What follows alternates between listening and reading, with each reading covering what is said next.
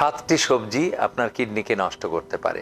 এই 7 সবজি দেহের ইউরিক অ্যাসিডের পরিমাণ বাড়িয়ে দিতে পারে এবং ইউরিক অ্যাসিড পরিমাণ বাড়লে আপনার কিডনিতে যেমন পাথরও তৈরি হবে তেমনি কিডনি নষ্টও হয়ে যাওয়ার সম্ভাবনা থাকে। মাত্র 7টি সবজি, যেমন পালং শাক, প্রচুর পিউরিন থাকে, এখান থেকে ইউরিক অ্যাসিড তৈরি হয় এবং অক্সালেট থাকে, যার ফলে কিডনির পাথর এবং কিডনি নষ্ট হতে পারে। টমেটো সালাদের মধ্যে লবণ অতিরিক্ত দেওয়া হয় এবং টমেটো নিজেও অক্সালেট এবং গ্লুটামেট আছে টমেটোর মধ্যে, কিডনি নষ্ট হতে পারে। কাজেই যাদের 3 স্টেজের কিডনি ডিজিজ আছে তাদের জন্য টমেটো এবং পালং শাক বাদ দিয়ে দিন, নিষিদ্ধ।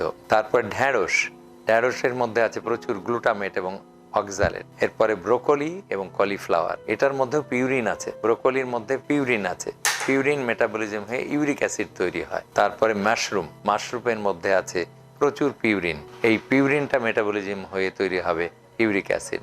কাজে মাশরুম সমৃদ্ধ খাবার আপনার জন্য নিষিদ্ধ। এরপরে শালগম বা যে লাল ওলকপির মতো লাল, যেটা খেলে লাল পেশাব হয়, সেটার মধ্যেও প্রচুর পিউরিন আছে।